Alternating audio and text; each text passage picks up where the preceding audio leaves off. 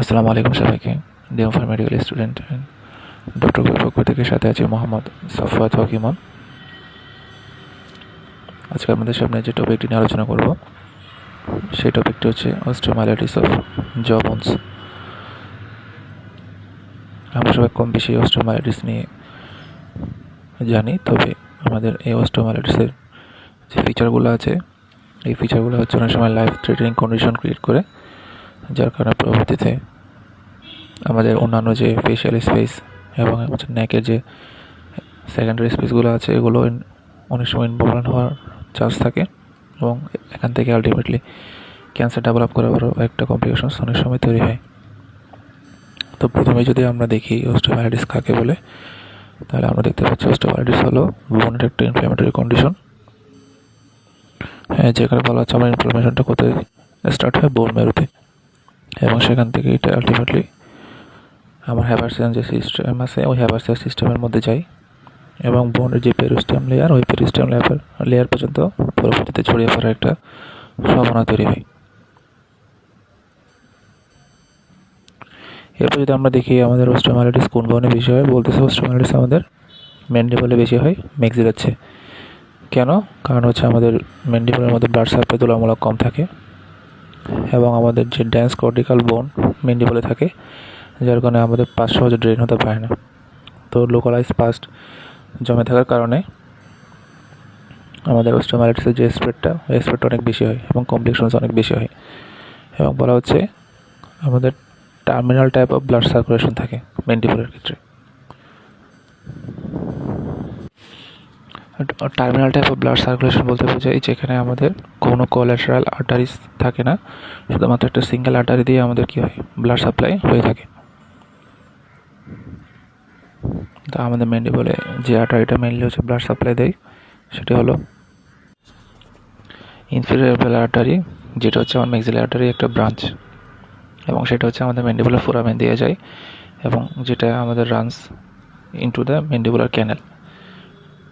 এবার আমরা যদি ইটিওলজি নিয়ে আলোচনা করার চেষ্টা করি, আমাদের অস্টিওমাইলাইটিস ইটিওলজির ক্ষেত্রে সবচেয়ে কমন ইটিওলজি হচ্ছে ওরন্ডোজেনিক কজগুলো। এর মধ্যে বলতেছে আমাদের যদি আনট্রিটেড ডেন্টাল ক্যারিজ থাকে, এরপর যদি পালপাইটিসটা আলটিমেটলি পালপাল নেক্রোসিসে কনভার্ট হয়ে যায় ট্রিটমেন্ট না করার কারণে, এরপর যদি আমাদের পেরিফেরাল কোনো অ্যাবসেস থাকে, পেরিফেরাল যদি কোনো ডিজিজ থাকে, এবং পেরিকর্নিটিস, বিশেষ করে আমাদের যে লোয়ার থার্ড মোলার অর্থাৎ ম্যান্ডিবলের যে লোয়ার থার্ড মোলার ওখানে যদি পেরিকর্নিটিস হয় এবং সেটা যদি ট্রিটমেন্ট করা না হয়, তাহলে ওখান থেকে আমাদের অস্টিওমাইলাইটিস ডেভেলপ করতে পারে। এরপরে আবার আমরা যদি ট্রমাটিক কজ দেখার চেষ্টা করি, বিভিন্ন ধরনের ট্রমার কারণে আমাদের অস্টিওমাইলাইটিস ডেভেলপ করতে পারে। এর মধ্যে হচ্ছে সবচেয়ে কমন ট্রমাটিক টুথ এক্সট্রাকশন, অর্থাৎ টুথ এক্সট্রাকশন করার সময় যদি আমাদের বোনের যে মেডুলার ক্যাভিটি ওই ক্যাভিটিতে যদি কোনো ধরনের প্রেশার পড়ে এবং ওই প্রেশার করার কারণে ওখানে যদি কোনো ধরনের রাপচার ক্রিয়েট হয়, তখন সেখান থেকে আমাদের ইনফেকশন ডেভেলপ করতে পারে। পাশাপাশি যদি আমাদের জ ফ্র্যাকচার হয়ে যায়, এরপর সার্জারি করার সময় যদি কোনো ধরনের ট্রমা হয় এবং আমরা যখন টুথ ইমপ্লান্ট করবো ওই ইমপ্লান্ট করার অবস্থায় যদি কী হয়, কোনো ধরনের বোন মেরুতে বা বোনের ক্যাভিটিতে ট্রমা হয়, তখন আমাদের অস্টিওমাইলাইটিস ডেভেলপ করতে পারে। পাশাপাশি রেডিওথেরাপির কারণে অনেক সময় অস্টিওমাইলাইটিস ডেভেলপ করে, যেটাকে আমরা রেডিও নেক্রোসিস নামে বলে থাকি।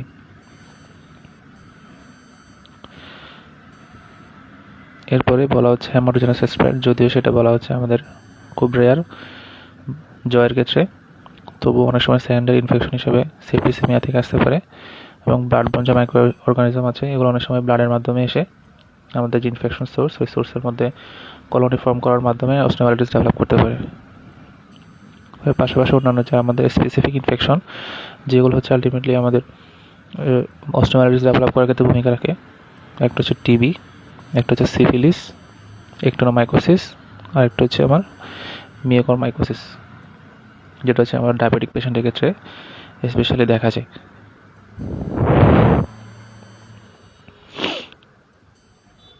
এখন আমরা জানবো আমাদের কী ফ্যাক্টরের কারণে হচ্ছে অস্টিওমাইলাইটিস হওয়ার ঝুঁকিটা বেড়ে যায়, যেটাকে আমরা প্রিডিসপোজিং ফ্যাক্টরস বলি। এর মধ্যে প্রথমে বলতেছি কিছু লোকাল ফ্যাক্টর। এক নম্বরে হচ্ছে আমাদের যদি কী থাকে, ওরাল হাইজিন থাকে। দুই নম্বর যদি আমাদের কী হয়, ব্লাড ভেসেলের মধ্যে যে ভাস্কুলারিটি সেটা যদি ম্যান্ডিবলে কমে যায়, তাহলে আমাদের ব্লাড সাপ্লাই কম হওয়ার কারণে ইনফেকশন সোর্সটা কী করতে পারে, কলোনি ফর্মেশন করতে পারে এবং লোকালাইজ থাকার কারণে ইনফেকশনটা আস্তে আস্তে চারপাশে স্প্রেড হওয়া শুরু করে। পাশাপাশি ট্রমার কারণে হতে পারে প্রিভিয়াস যদি কোনো ধরনের রেডিয়েশন থেরাপি নিয়ে থাকে এবং কোনো যদি ফরেন বডি থাকে, হ্যাঁ এই ফরেন বডি থেকে আমাদের সেকেন্ডারি ইনফেকশন ডেভেলপ করতে পারে। এরপরে সিস্টেমিক ফ্যাক্টরসের মধ্যে সবচেয়ে গুরুত্বপূর্ণ হচ্ছে ডায়াবেটিস মেলিটাস, পাশাপাশি অ্যানিমিয়া অনেক বড় একটা ফ্যাক্টর। এবার ম্যালনিউট্রিশন থাকলে, ইমিউনো কম্প্রোমাইজ স্টেজ যেমন এইচআইভি, কেমোথেরাপি যদি পেশেন্ট নিয়ে থাকে, এবং ক্রনিক অ্যালকোহলিজম যদি হয়, আর হচ্ছে এজিংয়ের কারণে। হ্যাঁ এগুলোর কারণে কি হয়, কোনো একটা পেশেন্টে যদি অস্টিওমাইলাইটিস ডেভেলপ করে ওটি অনেক তাড়াতাড়ি স্প্রেড করার চান্স পায়।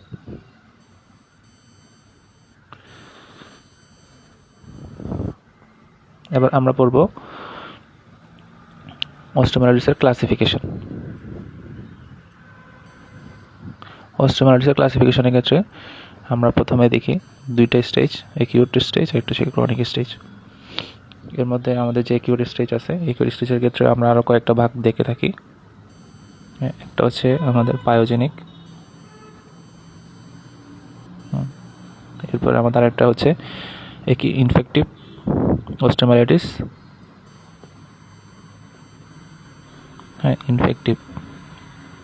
Infective osteomyelitis. ইনফেক্টিভ এটা আমাদের চিলড্রেনের ক্ষেত্রে হতে পারে অথবা অ্যাডাল্টের ক্ষেত্রে হতে পারে।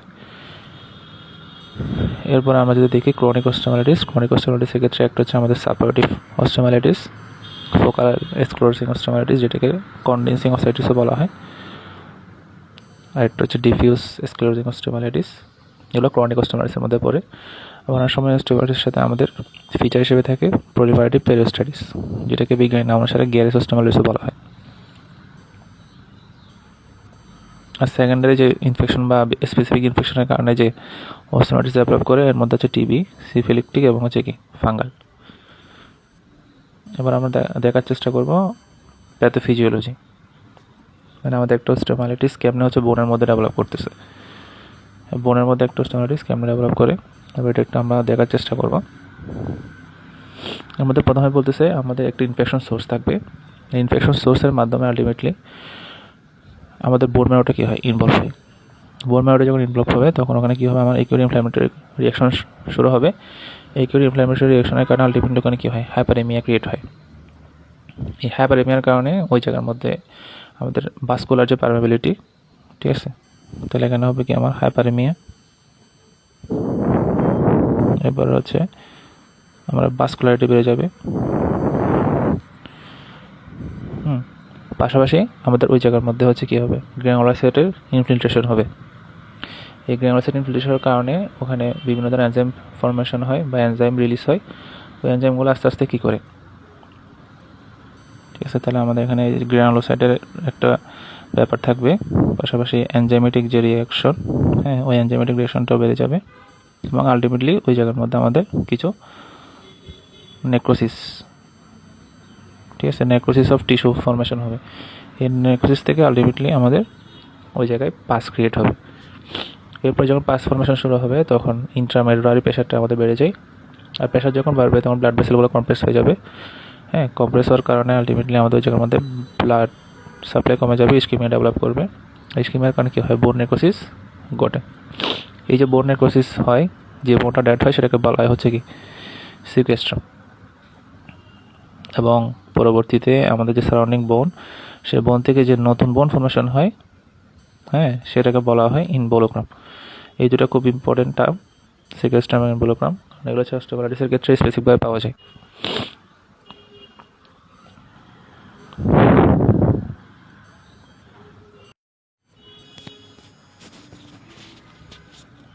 এবার আমরা অ্যাকিউট অস্টিওমাইলাইটিসের ক্লিনিক্যাল ফিচার সম্পর্কে জানবো। আমরা নাম থেকে বুঝতে পারতেছি যেহেতু অ্যাকিউট অস্টিওমাইলাইটিস, এর মানে হচ্ছে কি, এটা হচ্ছে আমার মেডিকেলের পোর্শন অফ দ্য বোনের মধ্যে ওয়ান টাইপ অফ ইনফেকশন, যেটার মধ্যে কি থাকে, পাস থাকবে, এবং ইনফেকশন অফ দ্য বোন যেটা মেনলি হবে মাইক্রো অর্গানিজমের কারণে। এর মধ্যে যে ক্লিনিক্যাল ফিচারগুলো আমরা সাধারণত দেখি,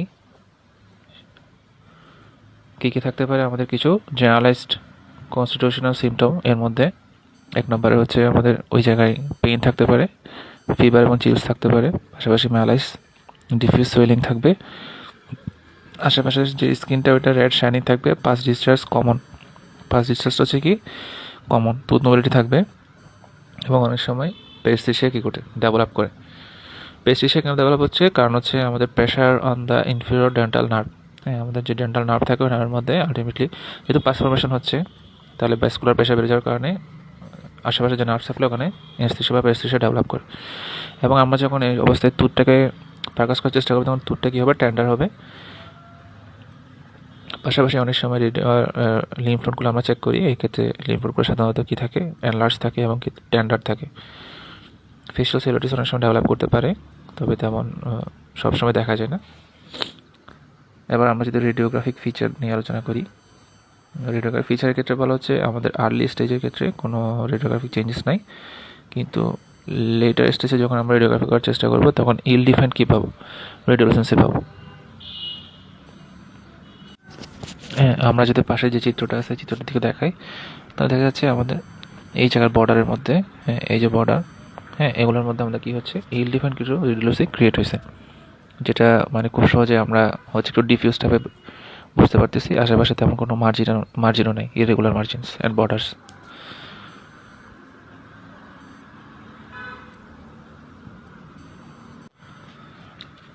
এবার আমরা যদি ক্রনিক সাবঅরেটিভ ওস্টিওমাইলিটিস নিয়ে কিছু বলার চেষ্টা করি, ক্রনিক সাবঅরেটিভ ওস্টিওমাইলিটিস, ঠিক আছে। তাহলে ক্রনিক সাবঅরেটিভ ওস্টিওমাইলিটিসের মধ্যে মেইনলি মেজর কজ হচ্ছে কি, আনট্রিটেড ও অ্যাকিউট ওস্টিওমাইলিটিস, মানে অ্যাকিউট যদি আনট্রিটেড অবস্থায় থাকে,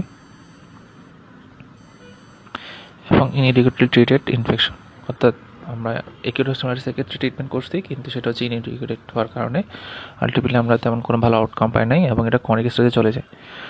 তাহলে ক্রনিক স্টেজের ক্ষেত্রে মেইনলি যেটা হয় সেটা হচ্ছে আমাদের পেশেন্টের পেইন থাকবে, কিন্তু পেইনটা হবে মাইল্ড টু মডারেট এবং সোয়েলিং থাকবে অবশ্যই। পাস ডিসচার্জের সাথে একটা সাইনাস ট্র্যাক্ট ফর্মেশন হবে। এটা হচ্ছে আমাদের অ্যাকিউট এবং ক্রনিকের মধ্যে বেসিক পার্থক্য। সাধারণত অ্যাকিউট কন্ডিশনে পাস ডিসচার্জ হয় কিন্তু সাইনাস ট্র্যাক্ট ফর্মেশন হয় না, কিন্তু ক্রনিকের ক্ষেত্রে আমাদের সাইনাস ট্র্যাক্ট ফর্মেশন হয়। পাশাপাশি আমাদের ফাউল স্মেল আমরা পাবো, টুথ লুজেনিং থাকবে এবং ফেশিয়াল সিমেট্রি হবে যেহেতু সোয়েলিং হচ্ছে বা ফেশিয়াল সেলুলাইটিস হচ্ছে। এরপরে আমরা বেসিক যে ইম্পর্টেন্স ডিফারেন্সটা রেডিওলজিতে দেখি সেটা হলো মথ ইটেন অ্যাপিয়ারেন্স, হ্যাঁ মথ ইটেন অ্যাপিয়ারেন্স এবং সেকোয়েস্ট্রাম, যেটা হচ্ছে এটা রেডিও ওপাক এরিয়া ফর্মেশন করে। হ্যাঁ, আমরা যদি রেডিওলজি দেখি, এই যে আমরা রেডিওলজির মধ্যে যদি তাকাই তাহলে দেখতে পাচ্ছি মথ ইটেন অ্যাপিয়ারেন্স। হ্যাঁ, মথ ইটেন অ্যাপিয়ারেন্স বলতে কি বোঝাই, মথ ইটেন অ্যাপিয়ারেন্স বলতে বোঝাচ্ছে মেইনলি আমরা এক্সরের মধ্যে কিছু মাল্টিপল ছোটো ছোটো গর্ত দেখতে পাই, যেটাকে অস্টিওলাইসিস বলা হয়ে থাকে। এবং অনেক সময় আমরা বিভিন্ন ধরনের কাঠের গুঁড়িতে দেখা যায় যে পোকা খেয়ে খেয়ে ছোটো ছোটো গর্ত ক্রিয়েট করে, যেটা মেনলি মথের কারণে হয়, মথ পোকার কারণে হয়, এই জন্য এটাকে মথ ইটেন অ্যাপিয়ারেন্স বলা হয়। পরবর্তীতে ওখানে আমরা যে এক্সরে দেখি ওই এক্সরের মধ্যে এই ধরনের অ্যাপিয়ারেন্সটা হচ্ছে সাথে সাথে হয় না। ক্রনিক স্টেজের যখন অস্টিওমাইলিটিস হয় তখন আমরা হচ্ছে সাধারণত প্রথম দিকে এবং হচ্ছে সপ্তাহ পর করে যখন এক্সরে নিই তখন আস্তে আস্তে মথ ইটেন অ্যাপিয়ারেন্সটা অনেক বেশি ভিজিবল হয়। পাশাপাশি আমরা মথ ইটেন অ্যাপিয়ারেন্সের পাশাপাশি এখানে সেকোয়েস্ট্রাম ফর্মেশনও দেখতে পাই এবং এমবোলোগ্রাম ফর্মেশনও দেখা পাই, তবে এগুলো সবসময় পাওয়া যায় না। এবার আমরা হচ্ছে ক্রনিক ফোকাল স্ক্লেরোসিং অস্টিওমাইলিটিস নিয়ে যদি একটু বলি, তাহলে এখানে বলা হচ্ছে এটা একটা লো গ্রেড ইনফেকশন, যেহেতু ফোকাল মানে হচ্ছে কি এটা একটা নির্দিষ্ট জায়গায় থাকে, মেইনলি ইয়ং পেশেন্টে বেশি হয় এবং কোনো ধরনের সিমটম থাকে না। জেনারেলি যে সিমটমগুলো আমাদের অ্যাকিউটে দেখা যায় ওগুলো এখানে থাকে না, যেহেতু chronic stage plus associated with non vital tooth, মানে মেইনলি এটা আমাদের নন ভাইটাল টুথ থেকে হওয়ার চান্স থাকে। আর যখন আমরা রেডিওগ্রাফ দেখবো, রেডিওগ্রাফের মধ্যে বলা হচ্ছে একটা ওয়েল ডিফাইন্ড রেডিওগ্রাফিক এরিয়া আমরা পাবো, যেটা হচ্ছে radio opaque in appearance near the apex, অর্থাৎ নন ভাইটাল টুথের অ্যাপেক্সে আমরা রেডিও ওপাক রেডিওলজিটা পাবো। আমরা যদি রেডিওলজি দেখার চেষ্টা করি, আমরা দেখতে পাচ্ছি এই তীর চিহ্নিত এলাকার মধ্যে, হ্যাঁ এই জায়গার মধ্যে একটা দাঁত আছে, ওই দাঁতের ঠিক হচ্ছে অ্যাপেক্সের নিচে ঠিক এই জায়গায় আমাদের এই ওয়েল ডিফাইন্ড রেডিও ওপাক অ্যাপিয়ারেন্সটা দেখা যাচ্ছে, যেটাকে বলা হচ্ছে ক্রনিক ফোকাল স্ক্লেরোসিং অস্টিওমাইলিটিসের একটা ফিচার। এবার আমরা ক্রনিক ডিফিউজ স্ক্লেরোসিং নিয়ে যদি জানার চেষ্টা করি, ফোকালটা হচ্ছে লোকালাইজ থাকে, আর ডিফিউজটা হবে কি থাকবে আমার ছড়াই ছিড়ে থাকবে। হ্যাঁ, এবং এটা হচ্ছে আমার কি করে জো এনলার্জমেন্ট, অর্থাৎ এটা ডিফিউজ হবে, ছড়াই যায় নিচের দিকে। এক্ষেত্রে আমরা এই যে অ্যাপিয়ারেন্সটা আছে নিচের দিকে, এটাকে আমরা বলতে পারি যেটা হচ্ছে ডিফিউজ টাইপ। এটা হচ্ছে আশেপাশে কি করছে, মাল্টিপল তথ্যকে হেল্প করছে। আমরা বলা হচ্ছে ট্রিসমাস থাকতে পারে, এবং ডাল একটা করে পেইন থাকবে, এবং লং স্ট্যান্ডিং ইনফ্ল্যামেটরি কন্ডিশন আমরা দেখতে পাবো। তাহলে এই রেডিওগ্রাফির ক্ষেত্রে আমরা কি দেখতে পাচ্ছি, ডিফিউজ স্ক্লেরোসিস এবং পোরলি ডিফাইন্ড বর্ডার্স। এরপরে বলা হচ্ছে ওস্টিওমাইটিস উইথ পলিপাইরেটিভ পেরিওস্টাইটিস। এটা কেন হচ্ছে, এটা মেইনলি আমাদের হচ্ছে চিলড্রেনের ক্ষেত্রে এবং ইয়ং অ্যাডাল্টার্স, তবে চিলড্রেনের জন্য এটা অনেক বেশি কমন। এক্ষেত্রে এটা একটা ক্রনিক টাইপ, তবে লো গ্রেড। এবং এক্ষেত্রে আরেকটি ইম্পর্টেন্ট ফিচার হলো এটা বনি হার্ড সোয়েলিং, মানে সোয়েলিংটা অনেক বেশি হার্ড হয়, এবং বনি হার্ড সোয়েলিং মানে অনেক শক্ত হয়, যেমন কোনো কি থাকবে না, পাস ডিসচার্জ থাকবে না। তাহলে এটা একটা ইম্পর্টেন্ট কি পয়েন্ট ফর গ্যারেস ওস্টিওমাইটিসের জন্য, যেখানে কোনো ধরনের কি থাকে না, পাস থাকে না। এবং এটার যে রেডিওলজির ক্ষেত্রে বলা হচ্ছে অনিয়ন স্কিন কি থাকে, অ্যাপিয়ারেন্স থাকে। হ্যাঁ, অনিয়ন স্কিন অ্যাপিয়ারেন্স। আমরা যদি রেডিওগ্রাফি দেখার চেষ্টা করি, অনিয়ন স্কিন অ্যাপিয়ারেন্সকে অনেক সময় লেমিনেটেড পেরিওস্ট্রিয়াল বোন ফর্মেশনও বলা হয়ে থাকে। হ্যাঁ, লেমিনেটেড পেরিওস্ট্রিয়াল বোন ফর্মেশন মানে হচ্ছে কি, যে আমরা যদি এই চিত্রের মধ্যে তাকাই, তাহলে এই জায়গার মধ্যে আমাদের হচ্ছে কিছু ছোটো ছোটো ছোটো ছোটো, হ্যাঁ, একটা হচ্ছে মিক্সড রেডিওপাক রেডিওলাইসেন্সে দেখা যাচ্ছে। এটা মেনলি কেন হয়, এটা মেনলি হয় আমাদের ওখানে যদি দীর্ঘদিন ধরে ইনফেকশনের একটা সোর্স থাকে, যার কারণে আমাদের যে পেরিস্টিয়ামটা আছে, ওই পেরিস্টিয়ামটা বারবার উত্তেজিত হয়ে ওখানে নতুন হার্ট তৈরি করে।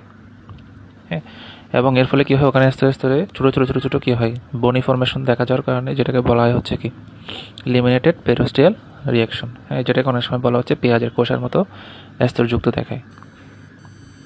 এবার আমরা স্পেসিফিক ওস্টিওমাইটিস নিয়ে একটু জানার চেষ্টা করি। মেনলি কী কী ফিচার থাকে, যেমন টিউবারকুলোস ওস্টিওমাইটিস যখন থাকবে, তখন সেখানে থাকবে কোল্ড অ্যাবসেস, পেইনটা মিনিমাল হবে, এবং পেশেন্টের কী থাকবে, আমার নাইট সুইটিং এবং ওয়েট লস থাকবে। এখন কোল্ড অ্যাবসেসটা কী জিনিস? কোল্ড অ্যাবসেস মানে হচ্ছে যে অ্যাবসেসের মধ্যে কোনো ধরনের ব্যথা থাকবে না, লালচে ভাব থাকবে না, ঠিক আছে, কোনো ধরনের গরম থাকবে না, এবং আশেপাশে কোনো ধরনের তীব্র পাতাও কি থাকবে না, এবং এটা খুব ধীরে ধীরে ছড়ায়। হ্যাঁ, এবং তীব্র ইনফ্ল্যামেটরি রিঅ্যাকশন না হওয়ার কারণে আস্তে আস্তে এটা কী হয়, ঠান্ডা, ব্যথাহীন এবং নন ইনফ্ল্যামেটরি হয়ে থাকে। এরপরে আমরা যখন সিফিলিকটিভ দেখব, তখন পাবো হচ্ছে গোমেটাসলেশন এবং হচ্ছে কি বোন ডিস্ট্রাকশন। হ্যাঁ, গোমেটাসলেশন মানে হচ্ছে কি, গোমেটাসলেশন মানে বলা হচ্ছে, এই ক্ষেত্রে কোনো ধরনের জীবাণু দ্বারা হচ্ছে কোনো লেশন ক্রিয়েট হয় না। লেশনটা মেনলি হচ্ছে আমাদের শরীরের যে ইমিউন রেসপন্স, ওই ইমিউন রেসপন্সের কারণেই হয়ে থাকে। মেনলি আমাদের হাড়ে বেশি হয়, ঠিক আছে, যদিও আমাদের জয়তে তেমন একটা হয় না। বলা হচ্ছে টিবি এবং স্কালে বেশি হওয়ার কি থাকে, চান্স থাকে। এক্ষেত্রে আস্তে আস্তে হচ্ছে ওখানে একটা শক্ত নোডিউল ফর্মেশন হয় আশেপাশে এরিয়াতে, যেটা পরবর্তীতে ব্যথাহীন এবং আস্তে আস্তে বড় হয়, এবং আস্তে করে যখন হাড়ের মধ্যে বেশি ছড়ায় যায়, তখন হাড়টা ভেঙে গিয়ে আলসার ফর্মেশন হয়। পরবর্তীতে ওখানে কি হয়, নেক্রোটিক টিস্যু আমরা দেখতে পাই। এরপরে আমরা যদি ফাঙ্গাল কজ নিয়ে জানার চেষ্টা করি, এটা ডায়াবেটিক মেনলি হয়। রিপিট টিস্যু নেক্রোসিস হবে, যেহেতু ইমিউনি কম্প্রোমাইজ পেশেন্ট, এবং ব্ল্যাক নেক্রোটিক টিস্যু আমরা পেয়ে থাকি। এবার আমরা হচ্ছে কিছু কমপ্লিকেশন জানার চেষ্টা করব, কী কমপ্লিকেশনস হতে পারে এই অস্টিওমাইটিসের কারণে। প্রথমত ফ্র্যাকচার, ফেসিয়াল ডিফর্মিটি, এবং ওই প্রাইমারি এবং সেকেন্ডারি স্পেস যে ইনফেকশন, ওগুলো হওয়ার চান্স থাকে। সেপ্টিসিমিয়া খুবই লাইফ থ্রেটিং একটা কন্ডিশন, ক্যাভার্নাস সিনাস্থ্রম্বোসিস খুবই লাইফ থ্রেটিং একটা কন্ডিশন, এবং osteonecrosis of the bone. আর সাইনাস ট্র্যাক্টটাও কি ক্রনিক ফেজে চলে যেতে পারে। এখন হচ্ছে আমরা ওভারঅল একটা ম্যানেজমেন্ট জানার চেষ্টা করি। হ্যাঁ, আমাদের ম্যানেজমেন্টের ক্ষেত্রে মেইন ম্যানেজমেন্ট হলো অ্যান্টিবায়োটিক, ঠিক আছে, এবং এটা অবশ্যই কী হবে, ব্রড অ্যান্ড স্পেকট্রামে আমরা দিব। পাশাপাশি আমাদের কালচার টেস্ট করাতে হবে। অ্যানালজেসিক্স এবং অ্যান্টিবায়োটিক্স আমরা কি দেবো, ব্যথা কমানোর জন্য এবং জ্বর কমানোর জন্য, এবং ডায়াবেটিস যদি থাকে এটা কী করতে হবে, কন্ট্রোল করতে হবে। আর সার্জিক্যাল ম্যানেজমেন্টের ক্ষেত্রে আমরা কী করতে পারি, ইনসিশন ড্রেস করতে পারি, যাতে করে পাঁচটা আমরা নিয়ে নিতে পারি। পাশাপাশি সিকেস্টাম যদি ফর্মেশন, এটা কী করতে হবে, অপারেশন করে ফেলতে হবে। প্রপার আমাদের কিউরেটিস করতে হবে। হ্যাঁ, প্রপার কিউরেটিস করার মাধ্যমে যে সোর্স অফ ইনফেকশন, এটা আমাদের রিমুভ করতে হবে, ডিকর্টিকেশন করতে হবে। হ্যাঁ, ডিকর্টিকেশন মানে হচ্ছে কি, ডিকর্টিকেশন বলা হয় যখন আমাদের হচ্ছে ডেড বোন ফর্মেশন হয় হাড়ের উপরে, বিশেষ করে কর্টিক্যাল বোনটা আমরা কী করি, হ্যাঁ, রিমুভ করার চেষ্টা করি সার্জিক্যালি। এর ফলে কি হয়, এর ফলে আমাদের ডেড বোনের কারণে ওই জায়গার মধ্যে যে ব্লাড ভেসেলগুলো কম্প্রোমাইজ থাকে, ব্লাড সাপ্লাইটা কমে যায়, ওটা তাদের বৃদ্ধি হয় এবং নতুন হার্ট গঠনের জন্য ওখানে কি হতে পারে, রিয়াকশন শুরু হতে পারে।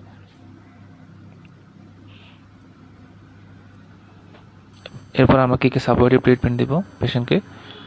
গুড ওরাল হাইজিন মেনটেন করতে বলা, নিউট্রিশনাল সাপোর্ট দেওয়া প্রপার, এবং হচ্ছে হাইপারবেরিক অক্সিজেন থেরাপি দেওয়া। এই হাইপারবেরিক অক্সিজেন থেরাপিটা কেমনে দেওয়া হয়? হাইপারবারিক অক্সিজেন থেরাপিটা দেওয়ার জন্য আমরা একটা উচ্চ চাপের চেম্বার মেনটেন করি, যেখানে 100% অক্সিজেনটা আমরা কী করি, হ্যাঁ, বডিতে পুশ করার চেষ্টা করি। এটা মেনলি আমরা তো বলতেছি আমাদের ক্রনিক যে অস্টিওমাইলাইটিস ফেস, ওখানে দেওয়া হয় যখন আমাদের ওষুধ এবং সার্জারি ছাড়া আমাদের বিকল্প অপশন হিসেবে এইচবিওটা থাকে। অর্থাৎ ওষুধ এবং সার্জারিতে যদি ভালো আউটকাম না থাকে, তখন আমরা এইচবিও থেরাপিতে চলে যাই। এইচবিও থেরাপিটা হচ্ছে একটা অ্যাডজাংক্ট থেরাপি, অর্থাৎ আমরা এটা সরাসরি কী করতে পারি না, ট্রিটমেন্ট প্রোটোকল হিসেবে মেনে করতে পারি না। এটার পাশাপাশি আমরা অ্যান্টিবায়োটিক, সার্জিক্যাল ট্রিটমেন্ট, ডিকোডিকেশন এগুলোও কি অবশ্যই করতে হবে। এবার আমরা একটা বেসিক কেস সিনারিও দেখার চেষ্টা করি। বেসিক কেস সিনারিওর মধ্যে বলা হচ্ছে একটা 50-year-old ডায়াবেটিক মেল পেশেন্ট, তার হচ্ছে মেন্ডিবলের মধ্যে 3 মাস ধরে পেন এবং সোয়েলিং আছে, পাশাপাশি হিস্ট্রি অফ টুথ এক্সট্রাকশন আছে, রিকারেন্ট পাস ডিসচার্জ আছে এবং ডিফিকাল্টি ইন মাস্টিকেশন আছে। হ্যাঁ, এরপরে আমরা ক্লিনিক্যাল এক্সামিনেশন করে দেখলাম পেশেন্টের বোনে হার্ট সোয়েলিং এবং ইন্ট্রাওরাল সাইনাসট্রাক্ট উইথ পাস। আবার রেডিওগ্রাফার মধ্যে কি পেলাম, ইরেগুলার রেডিওসি উইথ সিকোয়েস্ট্রাম। হ্যাঁ, তাহলে এই যে বেসিক যে হচ্ছে আমাদের ক্লিনিক্যাল ফিচারগুলো, এগুলো যখন আমরা পাবো, তখন সেটাকে আমরা ডায়াগনোসিস হিসেবে কী করতে পারি, ক্রনিক সাপোর্টিভ অস্টিওমাইলাইটিস বলতে পারি। তাহলে ম্যানেজমেন্ট ওভারঅল সেম, আমরা কিছুক্ষণ আগে যেটা বলছি সেটাই, ঠিক আছে। তাহলে আমরা যদি ওভারঅল একটা কনক্লুশনের চেষ্টা করি, সেটা হচ্ছে মেনলি বলে আমার অস্টিওমাইলাইটিসটা কীভাবে বেশি হয়, এবং এটার জন্য অবশ্যই কী লাগবে, আর্লি ডায়াগনোসিস লাগবে এবং কম্বাইন্ড মেডিকেল ট্রিটমেন্ট এবং সার্জিক্যাল ট্রিটমেন্ট দরকার আছে। এবার আমরা কনফার্মেটরি ডায়াগনোসিসটা কেমনে মেনটেন করব, এটা করার জন্য আমাদের মোস্ট ইম্পর্টেন্ট যে কনফার্মেটরি ফিচার, সেটা হচ্ছে সিকোয়েস্ট্রাম আছে কিনা। আমরা যখন রেডিওগ্রাফি দেখবো, তখন রেডিওগ্রাফির মধ্যে সিকোয়েস্ট্রাম আছে কিনা আমাদের কী করতে হবে, দেখতে হবে।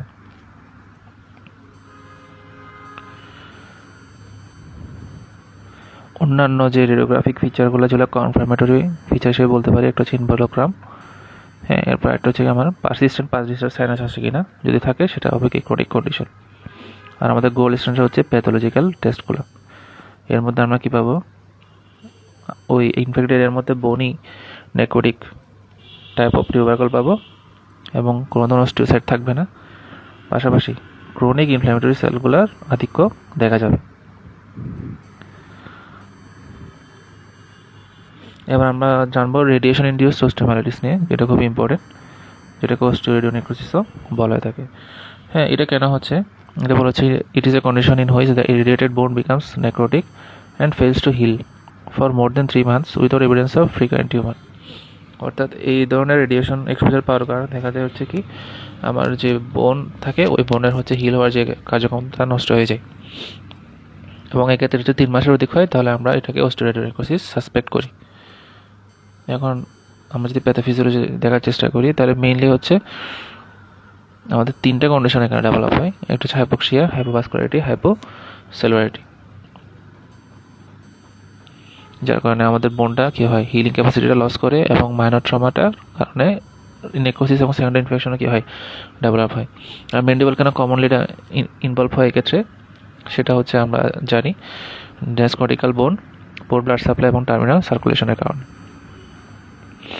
আর এই ক্ষেত্রে সেম প্রিডিসপোজিং ফ্যাক্টর হিসেবে আমাদের মেনলি হচ্ছে টুথ এক্সট্রাকশন যদি আমরা করি রেডিওগ্রাফি থেরাপির পরে, এটা সবচেয়ে বেশি ইম্পর্টেন্ট। আর এটা হচ্ছে আমাদের রেডিয়েশন ডোজ যদি বেশি হয় 60 degree এর উপরে হলে। এরপরে পোর ওরাল হাইজিন, ইল ফিটিং, ডেঞ্চার, ট্রমা, এগুলো তো আছেই। আর ক্লিনিক্যাল ফিচারের ক্ষেত্রে আমাদের কি থাকবে, অবশ্যই পেশেন্টের এক্সপোজড নেক্রোটিক বোন থাকবে, পারসিস্টেন্ট কি থাকবে, পেইন থাকবে, এবং যে স্ট্রাকচার সকেটটা সেটা অবশ্যই কী হবে, নন হিলিং হবে। পাস ডিসচার্জ তো থাকবেই, ট্রিসমাস থাকবে পেশেন্টের। আর রেডিওগ্রাফিক ফিচার যদি আমরা দেখার চেষ্টা করি, রেডিওগ্রাফিক ফিচারের মধ্যে আমরা কী কী পাবো, সেম রেডিওগ্রাফিক ফিচারগুলো আমরা পাবো, জাস্ট আমাদের এক্সপোজারটা হচ্ছে রেডিয়েশনের কারণে হচ্ছে। তাহলে আমাদের মেইন যে ডিফারেন্সটা, এই ডিফারেন্সটা এখানে বলাই হলো, হ্যাঁ, রেগুলার অস্টিওমাইলাইটিস আর অস্টিওরেডিওনেক্রোসিসের পার্থক্য হচ্ছে ওস্টিওমাইলাইটিসটা আমাদের ইনফেক্টিভ রিজন, আর এটা হচ্ছে আমাদের রেডিয়েশনের কারণ হচ্ছে।